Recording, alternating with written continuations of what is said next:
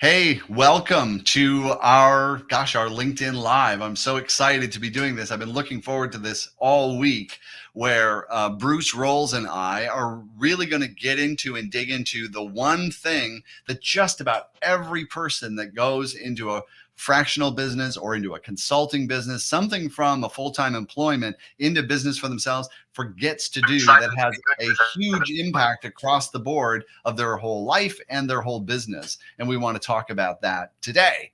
To introduce myself, if you're not already familiar, I'm Jason Jones. I'm a communication coach and fractional leader coach. I specialize in helping those entering fractional leadership and consulting learn how to navigate the conversations and the negotiations and the business they need in order to have a flourishing business for themselves that supports their interests and allows them to prosper with ease. And this is my good friend, Bruce Rolls, who I love hanging out with. Bruce, can you tell us a little bit about who you are? Sure. I'm Bruce Rolls, and my business is BMR Business Optimization. And through that business, I provide operations leadership support to small and growing manufacturing companies. A lot of times, as things start to evolve for those companies, they get frozen and go, "Why are things not working anymore?" And it's Mm-hmm. because they're changing, and we need to start standardizing on things. So Right. that's where I Awesome. spend my time. That's awesome. Bruce also is a tremendous mentor to a lot of people that are looking at getting into consulting, and that is a big gift that you share and give to a lot of your time for. So thank you for that. That makes a huge difference. Yeah, thanks. It's fun, it's rewarding. People helped me. I couldn't be where I am if people hadn't helped me, and so I'm just trying to help as many other people as I can. Yeah, that's awesome. You don't get to the top alone. So before I don't want to just dive into, the explaining and these ideas, because your story that you shared with me in our last conversation was like really compelling and really illustrated what we're going to talk about. It feels like it would really give context to it, having that you've gone through this experience and realization yourself. Can you share that story? Sure. Well, most of when I'm trying to help people and trying to, I guess, teach them things, I'm only teaching about things that I learned and from the experiences I had as I went through the journey. And one of those experiences was, you get so focused. I need a client, maybe two clients, and you maybe haven't done the homework you needed to do about yourself. And next thing you know, it's like, oh my God, how am I going to handle all these clients? I didn't want to work 6 days a week and 10 hours a day. And all of a sudden, there I am. And now what the hell do I do about that? And Mm-hmm. that's where I found myself before I realized a couple of things. Yeah, you're like suddenly like you're now a slave to a business you own, not one that somebody else owns, right? Was Well, that what it was? yeah, What was it like? Like what was the experience of it while you were like, how did I get here? yeah. Well, in you go from, man, I'm really excited about this business I'm starting and the opportunities I'll have and the way I can do, this and that and the other thing, and all of a sudden you're in this mode of this sucks. And Right?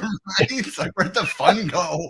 Like this was yeah, gonna and be it's, my I mean, my all I'm Shangri-La. doing is working, and oh my God, am I meeting the needs of the clients the way I sort of suggested that I could? And Mm-hmm. it hit me one week where I just was like, I I need a weekend. I just I just need a weekend. Let me unplug from everything. Let me just sort of just and let it quiet down and figure this out. Mm-hmm. And I was like, I think I have that coming up. And I looked at my calendar and went, oh my God, I have to go pheasant hunting with my adult children this weekend. You And have then I to. went, wait a minute. When did the I want to, part of why I did this business so I could do more of, become the I have to? And that's when I got slapped up in the face by a huge dose of reality on something I didn't spend any time doing before I jumped into this business. Yeah, yeah. So let's explore that. Like what kind of what did you start to become aware of after that recognition that opened up what you weren't able to see before? like what could you then start seeing for yourself? Well, owning and running a business, I think, it's just like anything else in life. If you don't understand how it's going to fit in and what you're trying to accomplish through it and what do you want things to be like, it will consume you. It can consume you. Not that it will, but it can, because you haven't put any boundaries on it. And I mean, I loosely thought about the fact that, yeah, I'll go do this and that should free up some of my personal time. I'll have income and I won't have to work 50, 60 or more hours a week to do that. And I never really sat down and had the conversation myself about, wait a minute, when you go from W-2 world into this independent world, this is a different way of life. And you need to think about what you want that life to look like. Why are you doing this? What are you trying to accomplish? What do you want things to look like? And the more I started to look at that, I started to realize people aren't teaching this. And I started to have conversations with people over and over on the same thing. And they're like, oh, yeah, oh my God, I never thought about that. You're right. And what I try to teach people is take enough time to figure out what do you want life to look like. And what I mean by that is, what do you want to do? Because now if you do this right, you eventually should have more personal time available. And what do you want to do with that? We all talk about we want more personal time, but what are you going to do with that? And then when you start to understand that, that needs some income to support that lifestyle. What do I need to bill? How much do I need to work to support that? And I never sat down and really did that. It's kind of went, oh yeah, more time available, more money. Yeah, it'll all be good. I'll love it when I get there. It'll all work out. It will just form itself, right? Yes, and if you're somebody who has that high drive of energy that so many entrepreneurs have, you got no regulator on that. Oh, another client? Great. Yeah, that's what I wanted. Yeah, yeah. Like things are going another good. one? Yeah, another one. Oh, yeah. How many can you handle at once? I don't know. I'm figuring that out. But another client? Yeah, right. Grab another one. Yes. And all of a sudden you're just like, whoa, wait a minute. I didn't even sit down enough to really understand the business model that I was creating for myself in terms of what does an engagement look like with the kind of clients I'm going to work with the services I'm going to provide? How many clients can I even handle? I didn't even know what that number is. I was listening to a lot of other people in other disciplines and how many clients they had. And I guess I was working towards that. And along the way towards that, next thing you know, I was upside down in my business. And it took me a while to sort that out. So I challenge people to think about what do you want life to look like and how does this business fit into that, just like anything else you would do. How does this fit into my life? But you are now going to live the life of an entrepreneur. Yeah. Not a W-2 person. And it's different. Well, and the truth that I hear in like what you're sharing there is the truth that unless you're intentional about what you're bringing about, and when I say intentional, that is in like what I call a process of getting clear. Like you may not map it all out at one day at the kitchen table, but you can get a good idea, and then you're like kind of working toward and watching and slowly kind of shaping it in a way, but you're engaging in actually shaping it instead of just assuming once I get enough business and enough money, then everything else will take care of itself. And the truth is that doesn't happen.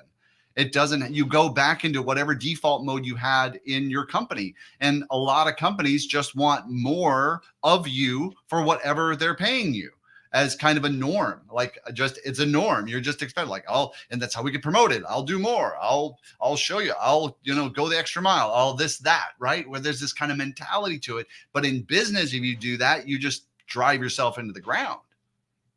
You do.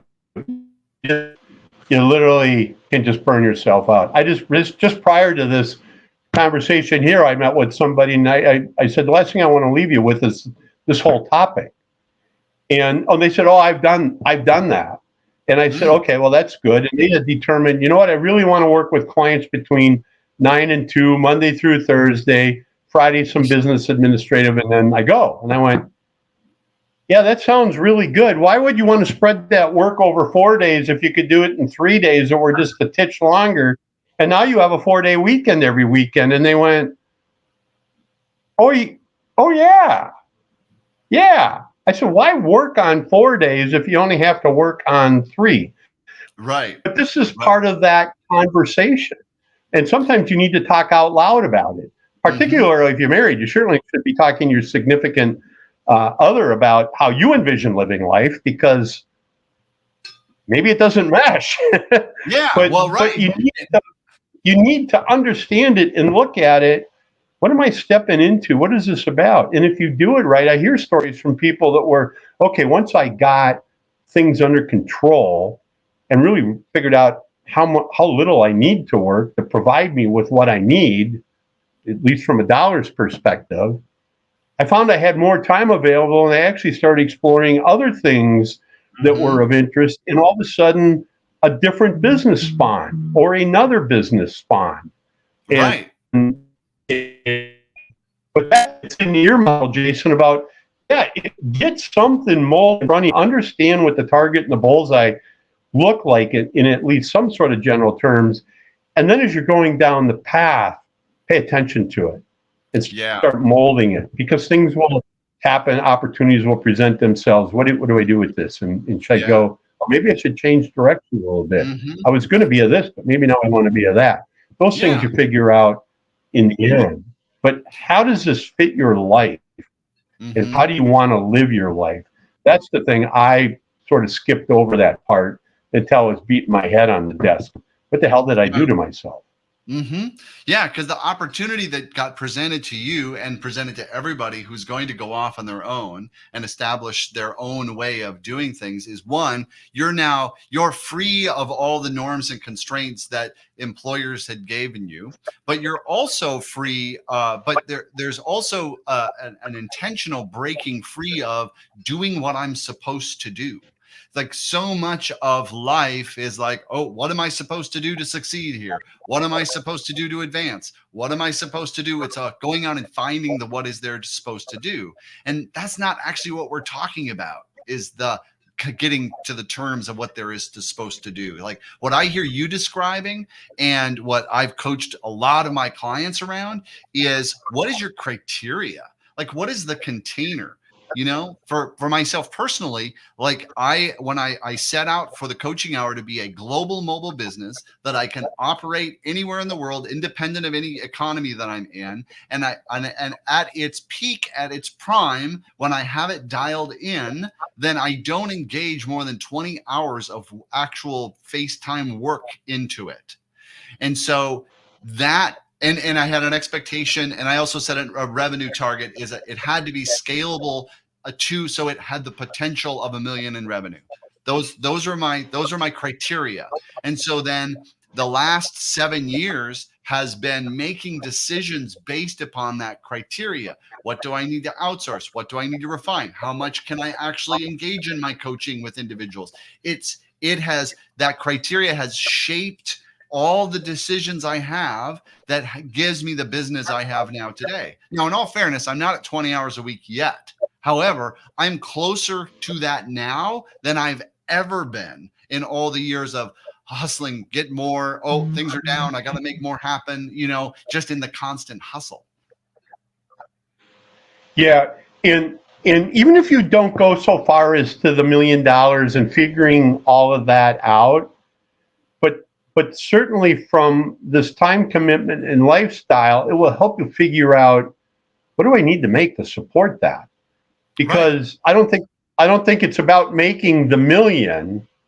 No, it's about, if I make the $1 million, then I can go do all these other things that I want to do. And they might be vacations and trips, might be I always struggle with this word, philanthropical things. It might be, it's what lets you go do all this. And how much money do I need so I can go do all of that? Right. True. And to clarify that, like for me, that was informing my decisions about how I modeled it. Like, how am I modeling this business to work? Like, modeling so it has the capacity and potential for that. Because I'm in a service oriented business. Like, what I'm putting out, I get help, but I'm still at the center of it. You know what I mean? And so that was just like, informing my decisions around modeling. But I totally hear you about the money. Like you want to like, what do I need to make to feel secure and comfortable? Where's my bottom line and to have the lifestyle I want and the time that I want Yes, for other things? And then how am I because going to give myself that time? yeah, because so many people when they step into this lane of, I'm just going to call it solopreneurship because it can be a lot Sure. of different Yeah. things. Yeah. It's I mean, the thing that's staring them in the face is I need to make some money and I need to make a certain amount and I need to figure out exactly what I'm going to go do and tell people I'm going to go do so I can make that. Right. Other energy goes, take that and go, okay, wait a minute, what do I actually want to try to build?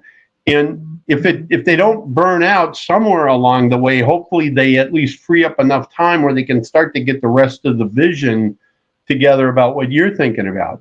But what I run into is the people that go, God, all I'm doing is, if they get clients, all I'm doing is working.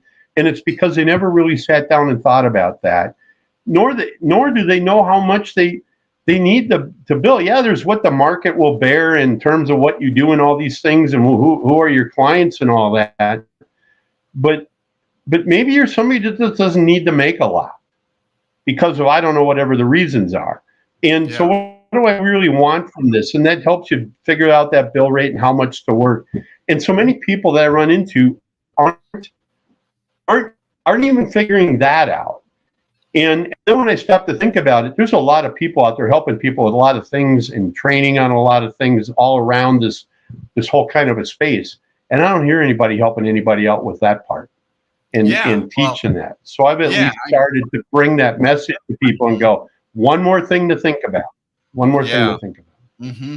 Yeah, that whole premise and operating from that point of view is going through the process has been something that's been integral to the program that we've developed at the coaching hour to presence that and to get clearer and clearer on the criteria. Because even when even as you and I like share about where we arrived at a clarity around what is containing our work and our life and all that with an intention, that didn't happen like on a weekend. That was evolved over time and checking in, because I don't believe, Bruce, that really we as people spend a lot of time going, what do I really desire here? We're so dang busy with like, get the mortgage, get the promotion, get the whatever it is that we look at that we need to be working on and being better and all that, to stop down and go, what is really important to me and what do I really actually desire, and what would it look like if I shaped my life around that and start to engage that inquiry?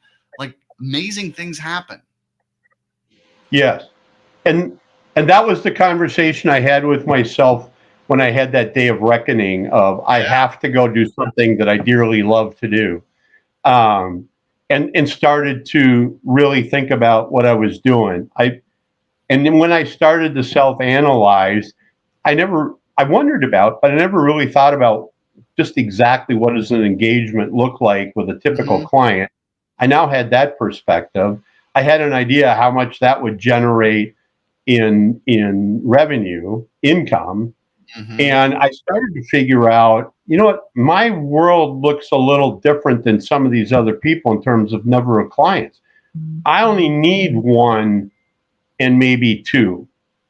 So if you have one, you're kind of good because you know how long that's going to run for before you got to worry about another one. And if you manage your business right, you're not even worried about the gap because you'll have managed all of that finance side right. You can span the gap and you can actually enjoy the break. Yes. I figured all that out when I got to the point of feeling overwhelmed. And I figured out that the amount of money that in income that I could derive from doing that was going to more than cover how I lived life because of what I could bill for that. I knew I didn't want, a vision as large as yours is that kind of a model, and what I meet plenty of people. I help them along their way in that path. I'm going to have to do all these different things and put all this effort in so I can build that kind of a model. My dream wasn't that dream. Right, and that's exactly. the cool part. Yeah. Your dream can be whatever you want it to be, but you better figure out what it is so you have some idea what the hell you're trying to do. Right. Otherwise, And it'll what you consume want to you. actually show up, because time will go by no matter what. That's the one that we can count on, Yeah, is we'll get older and a little bit more tired and a little less energetic is yeah. And if the you don't know natural where you're progression. trying to, yeah, and if you don't know where you're trying to get to, how will you know when you got there? Exactly. How will you know, or how will you be able to celebrate, or how will you be like, yes, this is what I wanted to have? Because just more money, just more anything isn't actually the juice that actually No, makes it for us. no, Yeah. no. And Well, actually, you this know is where all the fun is? The where's fun the is the journey. Once you figure that out where you're trying to get to, and now you're on your journey, enjoy the journey, man. Stop and smell the roses along the way, because yeah. it's not all about where you're trying to get to. It's all about what happens on the way there. You got to Exactly. remember that. That's the perfect wisdom to end this conversation on, is that it is about like doing what you need to do so that you can enjoy the journey of the experience. And that's part of prospering with ease. That's part of flourishing, is being able to enjoy what is unfolding right now. Gosh, we did good work today. We should celebrate by going and having a beer. What do you think? I think that's a really good idea, and I know there's an event going on where we can go do that at. I know. We're gonna go to Tim's event tonight. Maybe somebody even watching will be there. Who knows? Maybe we'll be like, we were the Yeah, guys on TV. Hey, did you see us on yeah, TV? I guess yeah. You want to we'll come? have to You see, want to come Bruce. network with a bunch of fabulous guys? Head over to Forgotten Star for a networking event, and we'll tell you more. Yes, right, right. Well, we'll have lots more stories and hear yours. There's our call to action. So we There look we forward go. to meeting you. And I'll just also just drop this out there, that if you want to explore this more for yourself, you feel free to reach out. You can direct me, message me on LinkedIn, or you can send me an email, jason@thecoachinghour.com, and I'd be happy to explore that more deeply with you. Thanks, Bruce. This was fun. We should do this again. It was a blast like always. We'll see you in a bit. Sounds good.